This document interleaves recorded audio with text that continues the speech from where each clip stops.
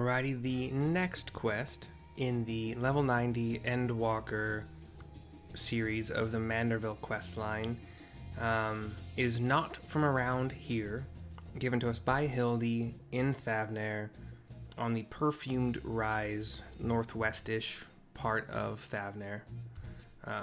Here we go. Sharlayan awaits. We need only charter a suitable vessel. A suitable sea vessel, sorry. Oh, but of course, but does not the city lie many days' sail to the north? Is there no swifter means of reaching our destination?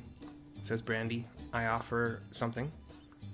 So this experimental aetheryte will allow us to teleport thither, even absent attunement. Splendid. Then we shall avail ourselves of the technological marvel forthwith. Oh, that. I remember the teleport. Oh, okay, they're just using it. I remember the teleport in Old Sharlayan that would, like this one that takes you to Thavnair. Is there one in Thavnair that takes you? I kind of sort of remember that. Is it down here? In Yedlamad? Yedlamad, sorry. Or it takes you to Yedlamad. But is there one that takes you? Yeah, whatever. Because I've used this one a lot. I don't remember exactly why. Yeah, it takes you to Yedlamad. Sorry. I'll stop. Yeah, we'll go. 1593 gil. Thank gosh for free teleports. Really, apparently, if you do hunt trains, those will also get you a good amount of the allied seals. Anyway, we're in Old Sharlayan. Head off to the northwest a bit from the main aetheryte. Delion he's sitting on a building's kind of like the side of a building has this kind of overhang where you can sit down if you want. All around it, almost. Yeah. Took to Hildy to continue. Brandy's talking to Poo-Poo right now. So this is the city of learning. A sophisticated gentleman should feel right at home here. How are you all not sick to your stomachs? Experimental aetherites make travel exponentially more fun. Sometimes I feel as though I am the only normal person in this group of eccentrics. Eccentrics, I think. I actually put that into Google pronunciation once. I think it is eccentrics. Or eccentrics. I think it's eccentrics. But this is not the time to succumb to nausea. Not here in the belly of the beast. Rumor has it the Sharlayan secret agents travel the star in search of specimens, which they collect and bring home in service to a confidential research project. Said project is conducted in a huge underground military facility. If we're to find answers, then that's where we need to look. My options are secret agents. You mean gleaners? Or Labyrinthos, not a military facility. Labyrinthos, not a military facility. I say, this Labyrinthos sounds promising. I say we head down there and make inquiries as to the whereabouts of our missing alien friend. We simply take a lift from the Hall of Artifice, yes? Then let us be on our way. It's like down here, right? Do I have to actually go with them? I might have to. I can't mount here. Damn it.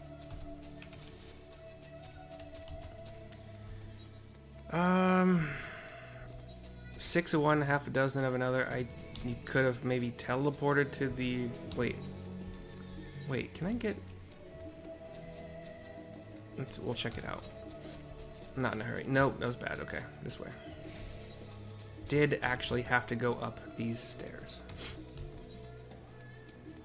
Teleporting really wouldn't have saved us. Well, maybe a little.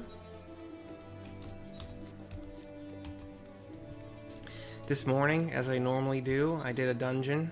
I've got Reen up to level 74. Everybody else, I don't know what, for whatever reason, I just had not been choosing Reen as one of the DPS. I don't know what happened. And then I did crafting, and I noticed I'm finally making all these things. The level 100, item level 690, crafting main and offhands. And once I got to this primary, like the secondary, are like level 98 crafts. So, where'd they go? That was in blacksmith. They're all like level 97 crafts. The primaries are level 9. Wait, what happened? Hold on. No, sorry, they're down here.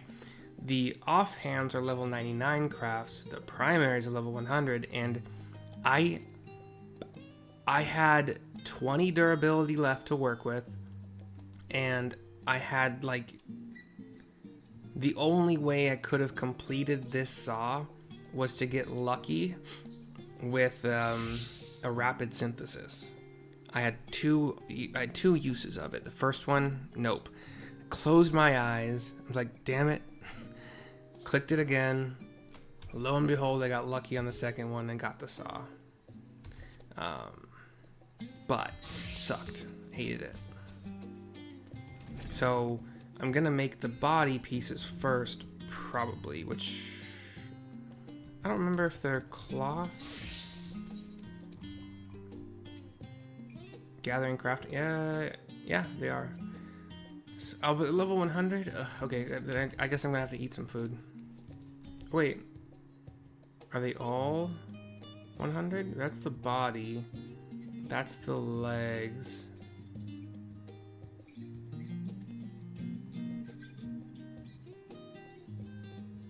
Damn. Yeah. So, food, it will be. I've got the CP. I think we're okay there, so it's probably just going to be... Although, more CP means more uses of great strides, really. That's the big thing. The more you can use this, especially... I mean, if you get a ton of CP, you can do another preparatory touch, but... yeah, we gotta go back. We are inside... We're next to the elevators to go down to Labyrinthos. Talk to Hildy to continue. Ah, these must be the lifts in question. Cutscene.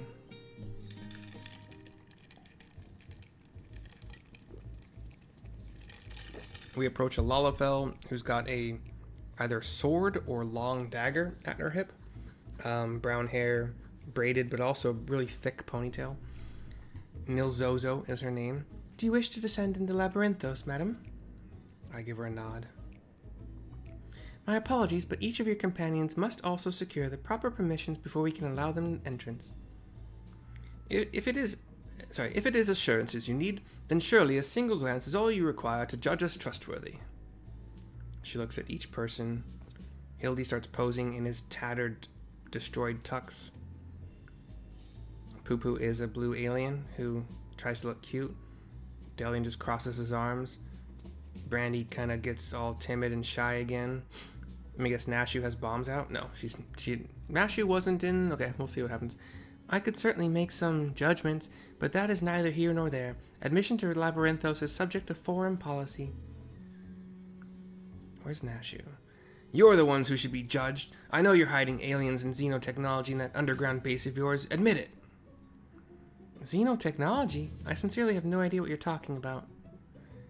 Oh, yet again do our paths cross in most serendipitous fashion, says a voice I don't know yet, off camera. It is Godbert, in his white tux, top and black spandex short shorts. For father, what business brings you to Sharlayan? I'm in search of a certain object, one crucial to the continued refinement of the Manderville weaponry. My investigations led me to believe it is to be found here, in Labyrinthos. And as you also seem to have business down below.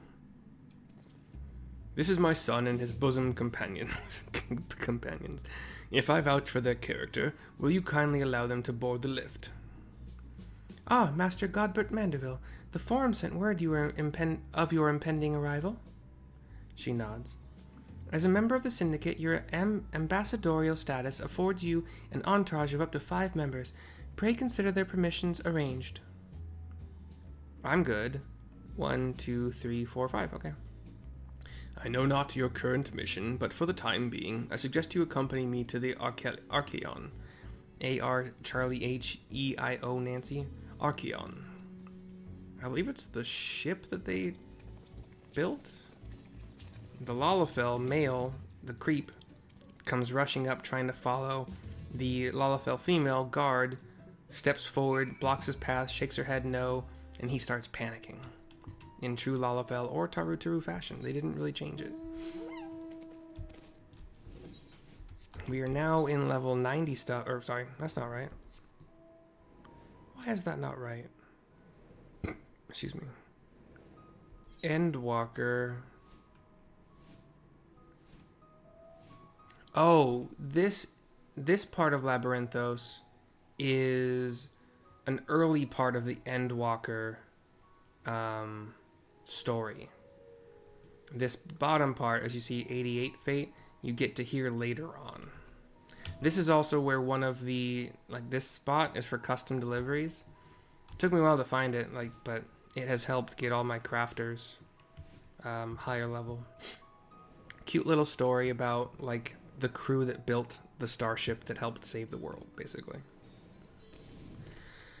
Here's Hildy. We are at the Archeon, which is not the ship, it's just a building. Everybody else is here too. From what Father tells me, the storage facility is replete with samples and specimens collected from every land on Aetheris. If anyone has information concerning visiting aliens and crashed starships, it will be these studious folk. Cutscene. We're talking to somebody at a big circular, like, desk where, like, they're inside the circle. So there's probably other stations and other people that could be working here. A shiny silver saucer. I'm sorry, but we have no record of any such object in our archives, either whole or in part, says the Ellison guy. Poo-Poo looks a tiny bit sad, or so you would have us believe, but the purpose of this complex, this military fortress, is plain. You cannot deny that you're conducting secret research on alien starships. We are not conducting secret research on alien starships. Yes, we did build a starfaring vessel in Thomazine. Tom H-A-U, Mary A. Zebra, E-I Nancy. Thomazine. But it was neither for military purposes nor of extraterrestrial origin. Disguising your foul lies with a sprinkling of the truth, are we? Fine, I'll dig up the facts myself, and then everyone will hear what you're really up to. The guy just kind of holds out his palms like, oh, whatever. He looks at the alien for a second. While I cannot assist you with your missing craft, I do recall seeing an individual of like appearance to your companion there. You do? And where was this, pray tell? Says Hildy. At Merial Argonomics in the medial circuit. The lift at the back of the building will take you down there. Many thanks, my good man. Well, well, it seems you found yourselves a solid lead. I have my own search to attend to, so I shall bid you good hunting and good day. He gives a bow. He didn't greet Hildy in his traditional way. That has made Hildy very happy for now. Another round of in-depth inquiries by the agent of inquiry and friends is in order. To Merial Argonomics we go.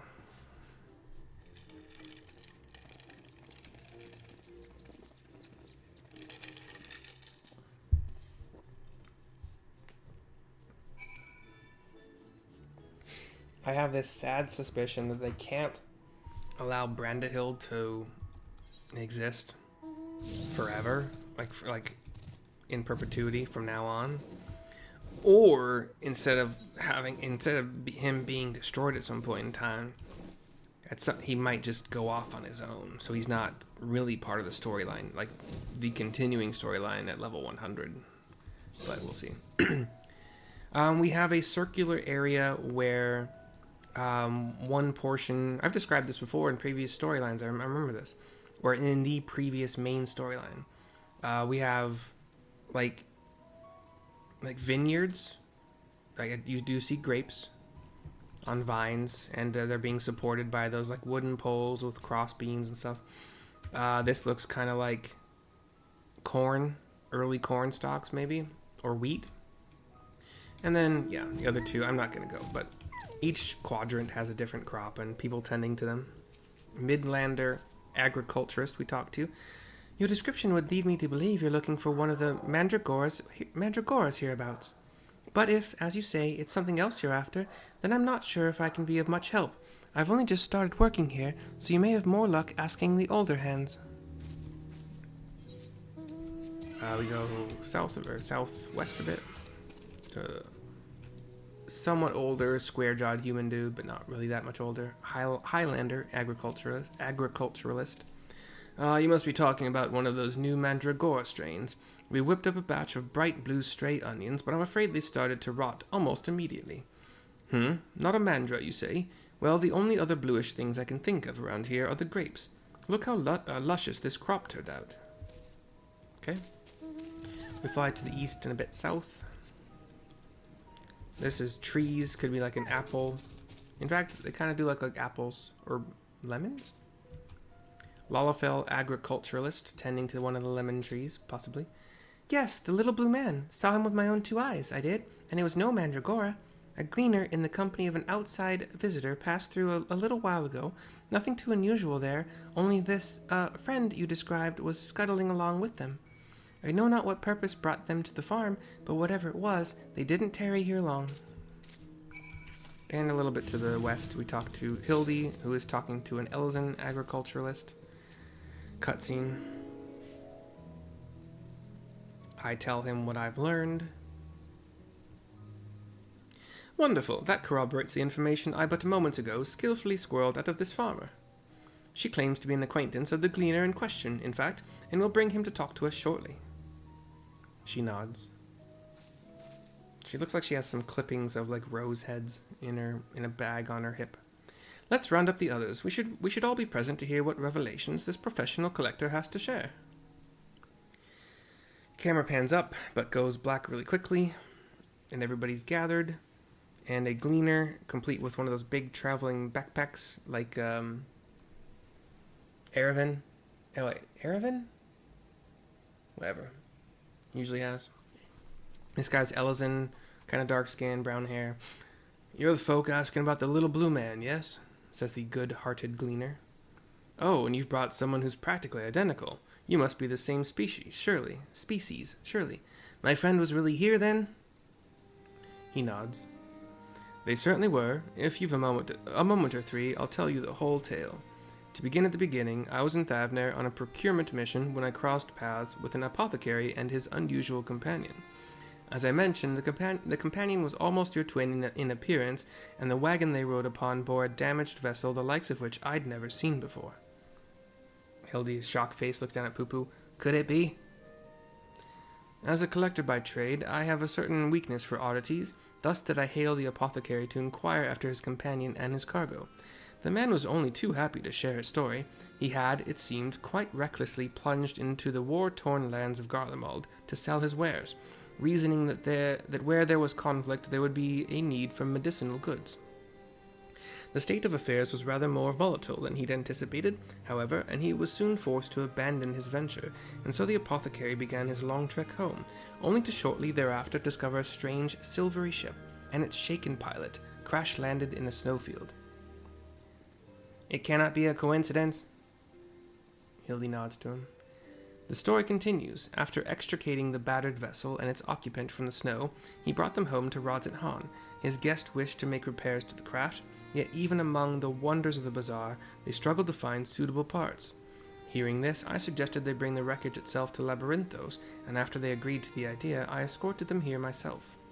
Alas, even the Thamazine engineers who worked on the Ark were stymied by the exotic ship, finding its technology impossible to comprehend, let alone replicate. The little blue fellow eventually resorted to drafting schematics, while the engineers followed these step by step to craft the essential bits and bobs. The apothecary and his companion were waiting here at Mariol. And then what happened? Well, once our industrious visitor had what they needed, they repaired the vessel in a twinkling. The pair then departed almost immediately, and I've seen neither hide nor hair of them since. I'm told the apothecary paid a handsome sum for the engineer's services, but, being typical Sharlayans, I wager they would have happily forfeited the coin for a chance to pore over every square ilm of that ship. Now, I'm no scientist, but I'm beginning to think such an incredible vessel must have been some kind of starfaring craft, and that little blue man, well, he must have been an alien from another world. A little bit of shock from Poo-Poo, or so I'd like to believe. I'm an avid reader of the Thavnarian truth, you see, and love to entertain these idle flights of fancy. A little shock from Delion. But I've rambled on too long. There are errands there are errands to attend to, and I really must take my leave. Good fortune to you. He gives a wave, turns and walks away. Can it be true? I have a readership in Sharlayan? Perhaps I've misjudged these people. Yeah. 'Twould seem your comrade is hale and healthy, Master Poo-Poo, and in the company of a Hanish alchemist of undisclosed description. Yes, this is wonderful news. I am grateful indeed that we made the journey. I have a feeling this case will soon draw to a close. Come, let us return to Rodzethan and continue the search. Wait, why Rodzethan? I thought the Gleaner just said that he hadn't seen them again once the ship was repaired. He didn't say anything about Rodzethan. Did he? 1664, but free, baby. Oh, I didn't take my medicine. Well, not medicine, but vitamin D, because it wasn't sunny until the very end. I got some sun at the end, but apparently there is a flu going around. It hit my friend pretty hard, but she also kind of has some underlying conditions that could make that more problematic for her. But always nice to take your multivitamins and D and C if you got them.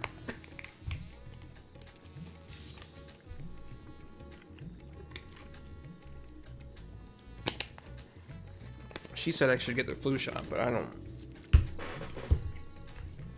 haven't had a flu shot since I was a kid. And every once in a while I'll get what I'm pretty sure is the flu when it's going around. And for me it's usually like stomach related.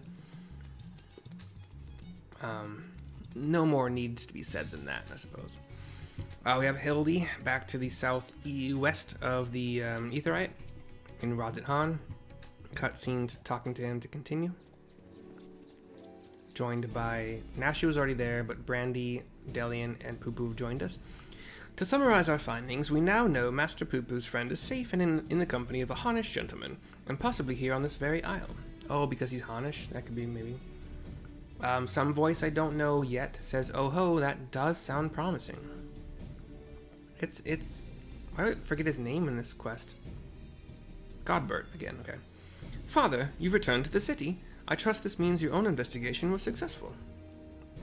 That it was, although laying hands on the object of my desire has been a long and frustrating ordeal, to say the least. Much painstaking research revealed to me the existence of a hereditary Mandeville relic, within which slumbers the secrets of weapon augmentation. Yet, though I turned our ancestral home upside down, I failed to unearth the artifact in question. The reason for its absence became clear when I chanced upon the journal of one of our forefathers. He wrote of a visiting scholar's keen interest in the relic, and how he thus surrendered it into Sharlayan safekeeping for study. The trail led me to Labyrinthos. As it turns out, the Sharlayans never did find the time to conduct their analysis. The custodian and I found the curio tucked away in a dusty corner of the Archeon, still awaiting processing. He kneels. The screen goes black. He has placed a black pyramid that gets I think it's four-sided pyramid. Pretty obsidian black. There's like a little shiny thing, like there might be kind of an eye, but that's also very black. And it gets narrow. It gets narrower as it goes up, a little faster than just like a, what would you call it, like a square pyramid would, if there's such a thing, if you know what I mean. Anyway, like it's almost like an isosceles pyramid, if that makes, actually, It makes more sense, yeah. They're not right triangles. They are isosceles triangles. And here it is. An oddity every bit as perplexing as Godbrand's cipher-bound manual. How are we to liberate its hidden wisdom? Poo-Poo's looking at it, cocks his head. Oh, I can help you with that. These devices were made by the Mandervillians, a starfaring race with whom we once traded. They are aliens. Starfaring? Mandervillians? Shock from Godbert. Yes, a highly evolved species with a mastery of advanced technologies. Our people shared ideas and inventions, so I am quite familiar with your family's relic. If you so wish, I can have the device project whatever images were stored upon it. A darkened room would afford us with the clearest view, however. Then let us retire to our rooms in comma and dim the lanterns. We must behold these secrets in optimal conditions.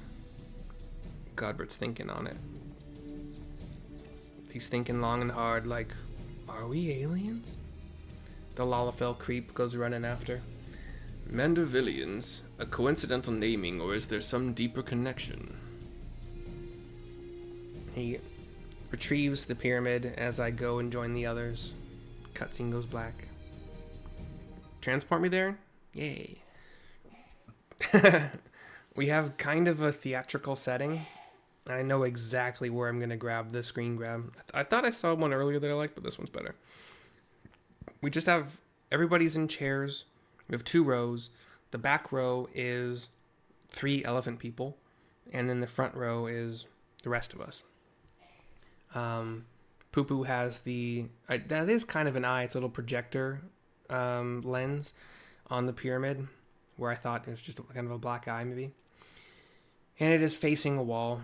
Everyone comfortable? Let's see what the device has for us. Turns, does something. Device glows in the eye, and there's a little line in the midsection of the pyramid as well. It beams light at a brick wall. So we have a white triangle on a kind of yellowish brick wall right now. Our screen goes white, and we're like transported into the actual scene itself rather than having to watch it on the wall, I think. We have a yellow tuxedoed, blonde, monocled, blonde mustached Manderville Ian, probably. The Godbert-like gentleman says, I am Godbrand, wanderer of stars and weaponsmith extraordinaire. First Lord of House Manderville, says Godbert. A little bit of shock from Hildy and Nashu. This is the Godbrand, our founding father. He's done posing on the screen. I record this message that my descendants may know the truth of their cosmic origins. The tale is long, but I bid you watch until the very end.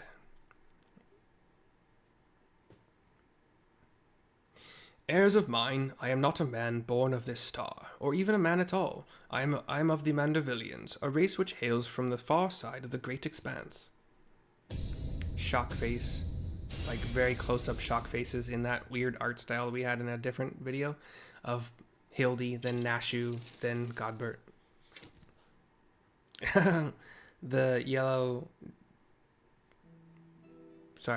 tuxedoed man. Why do I keep putting a D at the end of things? Takes a knee. He is off camera, like he's under the screen right now. He has held up this long, thin thing with kind of what looks like a black ball with some tentacles coming off of it. Oh, it's a parasite. Mandervillians are parasitic symbionts. We can only survive by bonding with other life forms. Oh. They're like the Coblin. Oh, there's another Coblin. So he's held up a Coblin. The little parasite thingy goes into the Coblin. The Coblin has this little extra thing coming off of it now, like a little tentacle kind of thing. Once our essence has taken root, we supplant the host's mind and strengthen its physical structures, imbuing our new form with a steel-like resilience. Shock from Delion. I knew there was something alien about that impossible imperviousness. Another Coblin, a baby Coblin. Then, through the conjoining of compatible host bodies, we produce offspring which harbor the next generation of Mandervillians. This symbiotic variant eventually takes to the stars in search of potential new vessels, adapting and multiplying. So it was that our race proliferated and spread throughout the cosmos. A red screen comes down. Until, tragically, our flourishing civilization was brought to an abrupt end.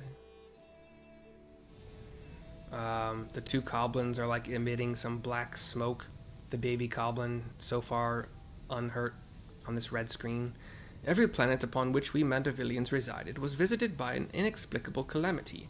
Our societies were brought to ruin by life forms suddenly twisted into horrific nightmares. Brought to ruin, yeah. Oh. The baby goblin. What? Okay. I can't describe what those things looked like because they didn't stay on screen long enough, but they were much bigger than the goblins. I didn't even see what they looked like. I couldn't tell you. That sounds rather familiar. So even stars far removed in time and space were ravaged by the final days, says Godbert. Poo-Poo kind of looks down, dejected or sad about something. The goblins, 3 of them, jump into a starship, exactly like Poo-Poo's. Desperate to avoid the same fate, a comrade and I boarded a ship and fled upwards into the starry night. The red screen goes up, white screen again. The spaceship seems to hit a rock. We flew and flew until we found a planet, your planet, untouched by the phenomenon, but the rigors of the journey had so damaged our craft that we were forced to make an uncontrolled descent. A goblin emerges from the rock, whatever. I alone crawled from the wreckage, badly injured and near death, but even as I resigned myself to perishing on this unfamiliar world, I was found by a man who had come looking for the falling star. The fake rock, you know. The goblin approaches the man. As a rule, Mandervillians do not take intelligent life forms for hosts. After hearing my story, however, this sympathetic gentleman offered to become my vessel of his own accord. The gentleman takes a knee, extending a hand out to the goblin. He was himself afflicted by an incurable malady, and with little time left to live, he seemed content to know that his ailing body could provide safe haven for another. The little parasite touches the man, and a bright light shines from the screen right now, and we have the posing form of the Manderville man. With his blessing, I set about transferring my essence. The man's form was revitalized and purged of its fatal frailty, yet the mind which dwelled within was now my own. And there's a woman on screen with a frying pan, and a younger boy in between them. Like a frying pan raised in the air, like Hildy's mom, whose name always escapes me. She doesn't pop up often enough, and it's my fault. There's no excuses. I went on to build a new home for myself here, making use of my people's technology to ply the blacksmith's trade. I wed a local lass, and together we had a child. Godbert. The child starts posing. Although not pure Mandervillian, our offspring exhibits the same enhanced physiology, a boon I suspect shall be passed down for generations through the bloodline of House Manderville. All of the figures drop off the screen for now, and the yellow tuxedoed man stands back up, starts doing his poses, ending in a hug pose. My dear descendants, the folk of this star are most fragile, yet as the first man I encountered did demonstrate, they are nevertheless capable of surpassing love and generosity. A brown-haired, pigtailed lady and a young boy with dark brown hair stand up briefly and wave, and they go back down. As the last of the Mandervillians, I have but one request to make of you. Pray employ your superlative attributes and my armory of Manderville armaments for the benefit of these wonderful peoples whom I hold in the highest regard. He starts doing a Manderville dance, the original one.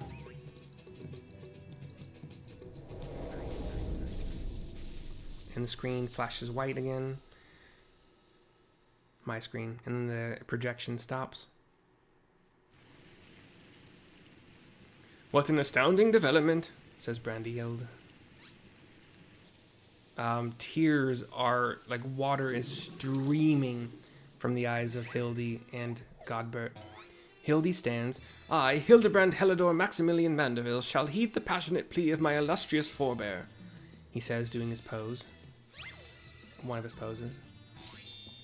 He does the second pose, and his teeth flash brilliantly, as usual. No case is too big nor too small, should it be in service to my fellow man. He goes running out the door, and Nashu jumps for joy. He learns he's descended from an extraterrestrial being, and it's still business as usual, says Delion. Like, their eyes were streaming, and there was a pond forming at their feet. But, wait a minute, then why is Lady Julian so monstrously strong? Is she a descendant of aliens too? Julian is her name, dang it. She goes running after Hildy, as do then Brandy and Poo-Poo. Well, this is most unexpected. Never did it cross my mind that our esteemed ancestor might hail from beyond the heavens. He thinks on it. But I do wonder if that self-same blood still runs thick in our veins. The family tree I glanced over some years ago suggests that... but 'tis unimportant. My present purpose remains unchanged. I will bring our Manderville weaponry to the peak of perfection, for Godbrand, and for the good of our star. Before I forget, I have a gift for you, Mercy. Pray await me at the Aetheryte Plaza, and I shall bring it to you forthwith. I give him a nod. I think we saw the little Olafil creeper running after Nashu. Delion says something to me, and the two of us just go walking out the door, with the cutscene going black. We talk to Delion to finish this quest. We're back near the Aetheryte, the main Aetheryte. Some truths can shatter the foundations of our beliefs when brought to light, but I have to say, this wasn't one of them. The more staggering discovery was that I have devoted readers in Sharlayan. Those who peruse my publication are allies against the ever-expanding webs of lies and deception, without exception. I have misjudged the Sharlayan people. They are not collaborators or the architects of conspiracy. They are but seekers of knowledge, unafraid to plumb the depths of the unknown. I give him a smile and a nod. Sorry, voice is already straining. That Master Poo-Poo, though, that one still has ulterior motives.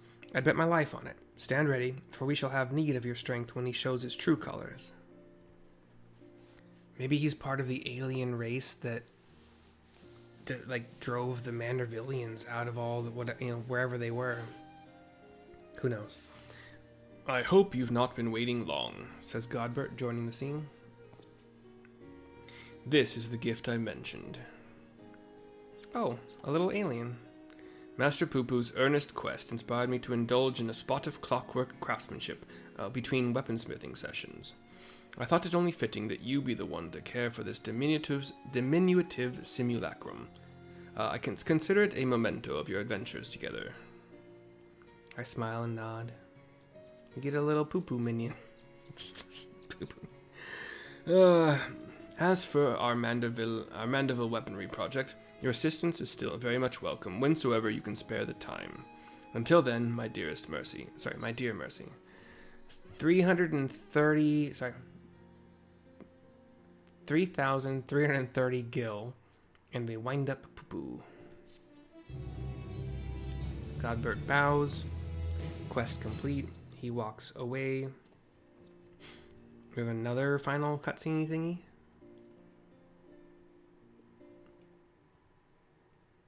Yep. Meanwhile, elsewhere in Thavnair. What am I doing?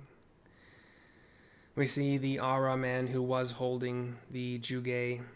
Is that name? Lugay head. He seems to have departed a canoe. Just walking on a dirt area. He does see one of the spacecraft. It looks like Poo-Poo's craft in the distance a bit.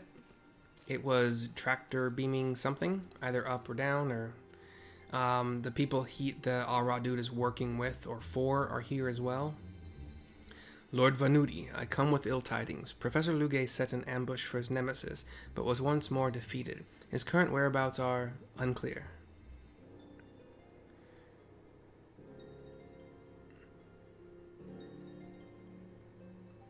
That blithering dolt. The beam once again. I don't know what it's doing though. But all these men are just here watching. Oh, is it creating clones of these guys for like a... Oh. But Venuti gives a creepy smile and walks toward the beam. Where, I'm assuming there's a group of Venuti clones. Yeah.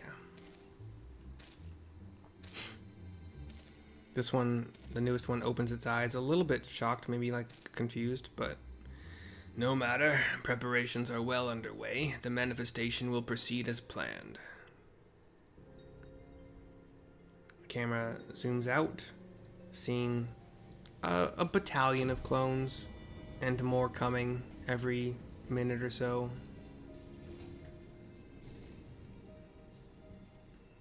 And the airship that Venuti owns lands nearby. Another airship with more of his people, be they clones or not, I couldn't really tell, it's too fast. Flies off into the night sky.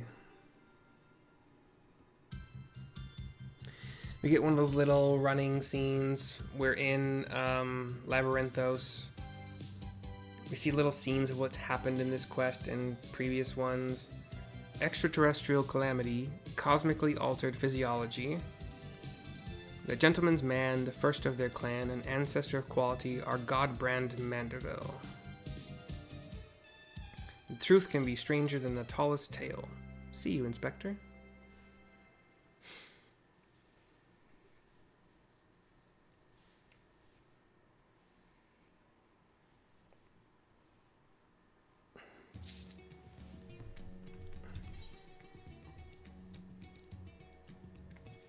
Okay. Of course, we get wind up poo-poo immediately. Gigi, you're still probably gonna be my boy, and I'm gonna put you back here in a second. I just want to see. That's some other ones. Let's check out. I don't know who Kalka is. Oh, is that one of the dolls? That's one of the creepy dolls we fought in that one dungeon, where there were two big ones, I think, and they would also like split into a bunch of smaller ones. Dress up Alice. Probably got most of these from boxes. At some point in time in this game, you'll just get so many company seals. Especially because if you turn in gear that you get from dungeons that you don't need, that you just buy these boxes, and the boxes there's a 3.0 chest and a 4.0 chest, and you just get a bunch of oh, that one's kind of big. That's like an actual size poo-poo. Oh, does a little wiggle with one hand, a little wiggle with arm because there's no hands on them, and then a double head nod. Wiggle, wiggle, head nod, head banging. He runs around after you with his arms kind of flailing up as he does in the real game. He's cute. Okay, he'll be added to favorites. I did get rid of a bunch of favorites recently. I just kept the ones that like really make me happy. Like Nanamo is great. She'll actually sit on your shoulder. As will Midgard Sormer. Moonbreeda is just awesome. Alpha from the Omega raid lines. I love turtles. I got a couple turtles. The accompaniment node from like an optional dungeon quest line. And a couple of Chocobo chicks. And GGG. Gigi will adjust his hat every once in a while in true VV fashion. Anyway, Delion, right there, do you know right there? Delion, myself, and Gigi, and Poo Poo for a second. We thank you for watching. My voice is going. That sucks. It's only 4:30, goddamn. Thank you for watching. Hope you've enjoyed. We will make more. Just gonna get some liquids in me. And we'll see you soon for the next one. Bye-bye.